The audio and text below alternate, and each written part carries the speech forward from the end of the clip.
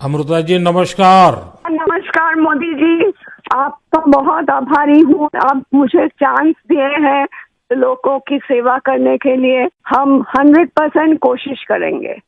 आपका चुनाव अभियान कैसा चल रहा है?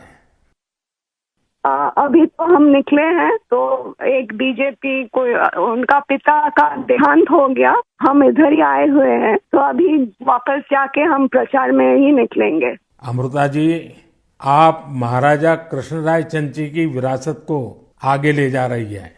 एक बात आपको हम शेयर करना चाहेंगे, हम क्या कह सकते हैं? जी जी जरूर, मुझे अच्छा लगेगा।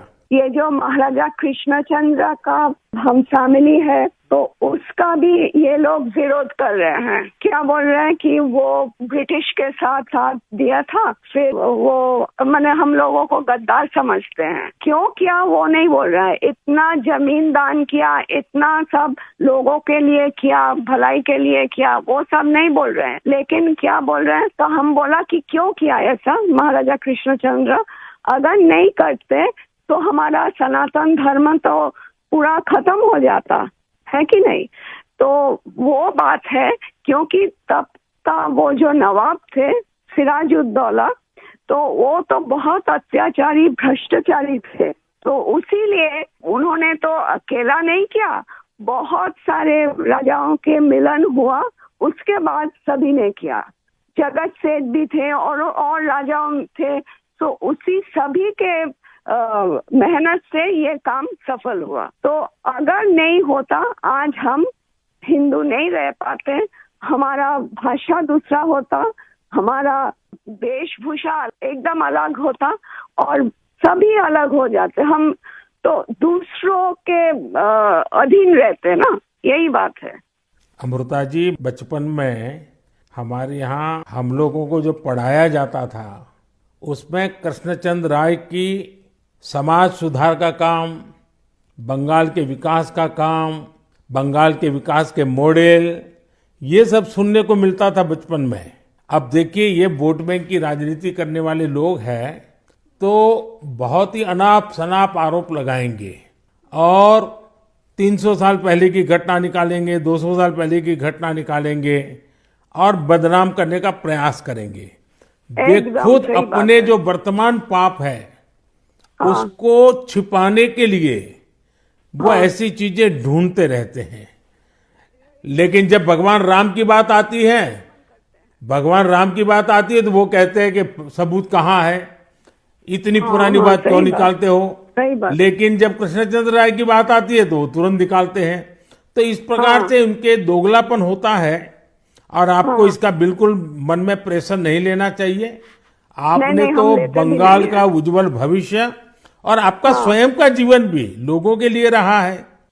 हाँ जी। और आपके सामने बंगाल की विरासत को बचाने की भी चुनौती है, और आप इसे कैसे देख रही हैं? आप? हम पॉजिटिवली देख रहे हैं।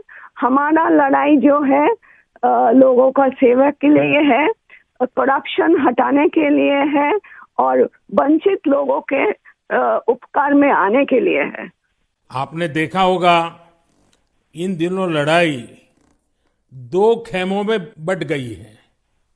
एकदम। एक हमारा खेमा है जो इस देश से भ्रष्टाचार को मिटाने के लिए कदम उठा रहा है, और दूसरा हमारे सामने वाला खेमा है, वो भ्रष्टाचारियों को बचाने के लिए इकट्ठे होना, एक दूसरे को बचाने के लिए लड़ाई लड़ना, आरोप करना, और जिन्होंने पहले खुद ने आरोप किए थे वो भी उनको बचाने में लग गए हैं।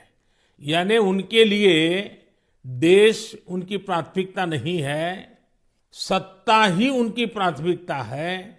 और इसलिए चुनाव में हमने भ्रष्टाचार मुक्त भारत बनाने के लिए लड़ना है, क्योंकि हमारे देश के युवाओं का भविष्य उज्जवल बने, इसलिए भ्रष्टाचार से मुक्त देश होना ही चाहिए। आपको देखकर ही हम आए हैं। जी अमृता जी, मैं बहुत आपका आभारी हूँ, क्योंकि हमारी टोली को आपने जब ये बताया तो मुझे जरूर लगा कि मुझे एक बार आपसे बात करनी चाहिए। अमृता जी, बंगाल के अन्य इलाकों की तरह हाँ जी, कृष्णानगर में भी बीजेपी को बहुत उम्मीद के नजर से देखा जाता है। अब आप वहां लोगों से मिल रही हैं, आपको भी लोगों का उत्साह उमंग फील होता होगा। बहुत जनों ने बोला उन लोगों का डीए अटक गया, बहुत जनों ने बोला स्कूल में भर्ती कराने के लिए लाखों का पैसा चाहिए, बहुत जनों ने बोला हमको कि हमको बोला था कि घर देंगे, नहीं दिया। तो क्या बोले इसको। अमृता जी, मैं आपको एक बात बताता हूँ। हाँ जी। मैं एक लीगल एडवाइस ले रहा हूँ। हाँ प्लीज बोलिए। हमने बंगाल में ये ईडी वालों ने करीब 3,000 करोड़ रुपया इनका अटैच किया हुआ है। अब ये पैसा गरीब आदमी का पैसा है। किसी ने शिक्षक होने के लिए पैसा दिया, किसी ने क्लार्क होने के लिए पैसा दिया। वो सभी लोग जानते हैं। वो एकदम फेडअप हो गया, एकदम हाल छोड़ दिया। हम जो देख रहे हैं टीएमसी के ऊपर बहुत लोग नाराज है क्योंकि ये सब बहुत अत्याचार हो रहा है। तो मैं जो लीगल एडवाइस ले रहा हूँ, तो मेरी इच्छा ये है, अगर मुझे लीगल एडवाइस मिलेगी तो नई सरकार बनते ही जो भी कानूनी प्रावधान करना पड़ेगा, कुछ नियम बनाने पड़ेंगे, तो मैं ये जो 3,000 करोड़ रुपया है, जो गरीब लोगों का पैसा है और जिसने इस प्रकार का पैसा रिश्वत में दिया है, उन सबको मैं वापस पैसा करना चाहता हूं।